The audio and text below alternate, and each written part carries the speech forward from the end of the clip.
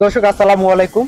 ক্যামেরার সামনে যে ফুটফুটে সুন্দরী তরুণীকে দেখছি, আহ হইতে পারে সে একটা সুন্দর, কিন্তু যে সে তার পারিবারিক সমস্যার কারণে সে একটা আহ ভালো মনে একটা মানুষ সে পায়নি। আচ্ছা আপু, যে আপনার কাছে তো অনেক ফোন আসছিল না? হ্যাঁ।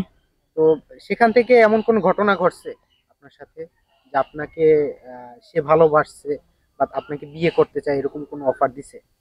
হ্যাঁ, এরকম ঘটনা ঘটেছে। বিয়ের অফার এসেছে। তো এরকম কথা বলেছে আমার বাবাকে যে আমরা বরযাত্রীতে এই কয়জন মানুষ আসবো, মানে 10 জন 20 জন মানুষ আসবো।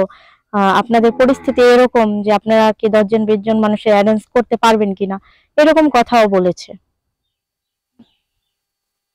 তো আসলে দর্শক, যে আপুটা আজকে অসহায় দেখাই ক্যামেরার সামনে বারবার আসছে, যে তার ফ্যামিলি কিন্তু ওইরকম পরিস্থিতিতে নাই, আর ওই রকমের তারা আর্থিক অবস্থা তাদের অতটা ভালো না।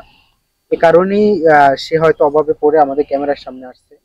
সে শুধু চায় একটা সুন্দর একটা ভালো মনের মানুষ। তো দর্শকের উদ্দেশ্যে আবার একটু বলে দেন যে কি কি টাইপের বা কোন ধরনের আপনার মনের মানুষ চাচ্ছেন। আমি তো এর আগেও 2 বার 3 বার এসেছিলাম এখানে।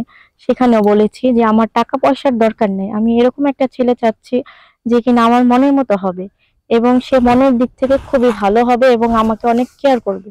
আচ্ছা, কোনো প্রবাসী ভাই যদি আপনাকে অফার করে যে সেক্ষেত্রে আমি ভেবে চিন্তে দেখবো, যদি ভালো হয় তাহলে অবশ্যই অ্যাকসেপ্ট করব, যদি সে মানুষটা ভালো হয় তাহলে। আচ্ছা, এরকম যদি হয় কোনো প্রবাসী ভাই ফোন দিয়ে বলে যে আপনাকে ভালো লাগছে, আপনাকে বিয়ে করতে চায়, দেন বিয়ে করার পরে আপনাকে তার সাথে নিয়ে যাবে, ওখানে কাজ বাজ দিবে, এরকম যদি কোনো অফার আসে করবেন আপনি? এরকম অফার আসলে আসলে আসলে মানুষ তো, মানুষের ট্রাস্টের একটা বিষয় আছে। তো আমার যেহেতু ফ্যামিলি সবাই দেশেই থাকে, সেক্ষেত্রে আমি চাচ্ছি না মানে ওইখানে মানে বাহিরে সেটেল হওয়ার জন্য।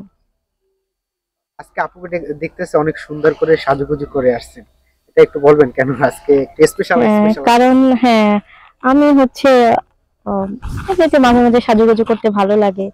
আর দেন হচ্ছে আমি একটা ইউনিভার্সিটিতে পড়াশোনা করি। তো সেক্ষেত্রে ওখানে গেলেও তো একটু ভালো পরিপাটি হয়ে যেতে হয়, এই জন্যই। তো দর্শক, এই ভিডিওটা আপনারা যারা দেখছেন বা আপনাদের সামনে পড়ছে, আপনারা অবশ্যই ভিডিওটা শেষ পর্যন্ত দেখবেন, আর আপনারা কমেন্ট করে জানাবেন আদৌ আপুটা কি সুন্দর। এটা আপনাদের কমেন্টের মাধ্যমে মতামতটা জানিয়ে দেবেন। আর আপনারা যারা ভিডিওটা দেখছেন, আপনাদের যাদের ফ্রেন্ড সার্কেল এখনো আহ, বিয়ে করেনি, ভালো পাত্রী খুঁজতেছেন, তো তাদের সাথে আমাদের সাথে যোগাযোগ করিয়ে দিন। স্ক্রিনে দেওয়া একটা নাম্বার আছে, ওই নাম্বারটার সাথে নাম্বারে যোগাযোগ করলেই এই আপুটার সাথে আপনারা যোগাযোগ করতে পারেন। তো দর্শক, এই পর্যন্তই, ভালো থাকুন। আবার দেখা হবে নতুন কোনো জীবন গল্প নিয়ে। সে পর্যন্ত সুস্থ থাকুন, ভালো থাকুন।